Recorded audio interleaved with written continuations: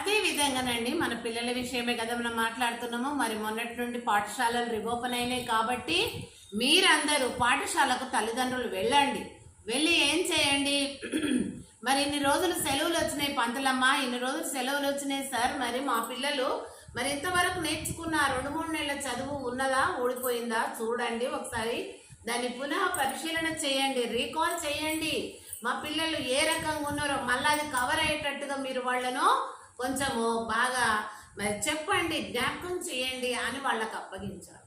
కానీ ఇప్పుడు ఏం చేస్తున్నారు కొంతమంది తల్లిదండ్రులు, ఉపాధ్యాయులు, ఏంట్రా మీరు ఇన్ని రోజులు నేర్చుకున్నది మర్చిపోయిండ్రు, నేను సెలవులలో ఇంత హోంవర్క్ ఇచ్చాను, మీరు సెలవులలో ఆడిపాడి నేర్చుకున్నది మర్చిపోకూడదు అని మీకు హోంవర్క్ ఇచ్చాను కదా, రోజు 1 గంట చదవండి, రోజు 1 గంట రాయండి అని చెప్పాం కదా, మరి అది చెయ్యకుండా అట్లే మూసి పెట్టుకొని తెచ్చినావు ఎట్లా అని చెప్పి ఆ జరిగిపోయినటువంటి ప్రీవియస్ లెసన్స్ ఏవైతే ఉన్నాయో వాటిలో కొంచెం చిన్న క్వశ్చన్స్ అడిగినా కూడా చెప్పలేకపోతారు కొంతమంది పిల్లలు.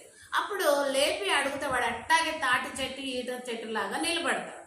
ఏంటని గద్దిస్తే వాడు ఏం చెప్తాడు, క్లాస్ పిల్లలందరూ ముందర నన్ను టీచర్ తిట్టింది, సార్ తిట్టిండు అని అది మనసులో ఆ రకంగా వాడు తయారు చేసుకొని పోయి ఇంట్లో పోయి చెప్తాడు. ఏమని, నాయనా అమ్మ ఇగో ఈ సార్ ఇట్లా కొట్టాడు, ఈ టీచర్ ఇట్లా కొట్టి, ఎందుకు కొట్టిండ్రు ఏందని రీజన్ ఏం చెప్పరు వాళ్ళు. అంతే, అందరి ముందల నన్ను నిలబెట్టింది, అడిగింది, నేను చెప్పలేదు, ఎందుకు నేర్చుకోలేదని గట్టిగా అంటాం కదా, కొట్టకుండా తిట్టకుండా. అది కూడా గట్టిగా కూడా గద్దించకూడదు.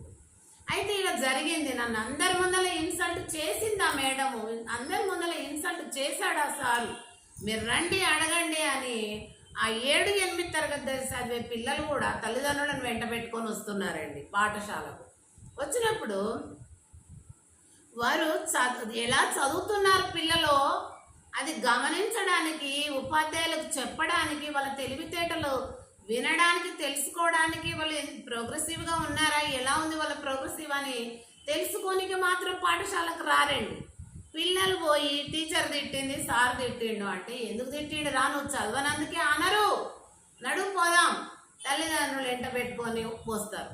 వచ్చి వాళ్ళు ఏమంటారు, అమ్మ నువ్వు మా పిల్లలకు చదువు రాకున్నా పర్వాలేదు, మీరు కొట్టొద్దు తిట్టొద్దు, అందరి ముందర బెదిరించినావంట, అందరి ముందర తిట్టినారంట, అందరి ముందర కొట్టినారంట, వాడు ఇన్సల్ట్ ఫీల్ అయిపోతున్నాడు. ఇటువంటి ఎంకరేజ్మెంటు తల్లిదండ్రులే పిల్లలకు చేస్తారు. అప్పుడు పిల్లలకు ఏమవుతుంది, పాఠశాలలో చదవరు, అక్కడ తల్లిదండ్రులకు భయపడరు. ఆడు ఏజ్ పెరిగినా కొద్ది, ఏజ్ ముదిరినా కొద్దీ ఇక్కడ ఉపాధ్యాయులను బెదిరిస్తాడు, అక్కడ తల్లిదండ్రులను కూడా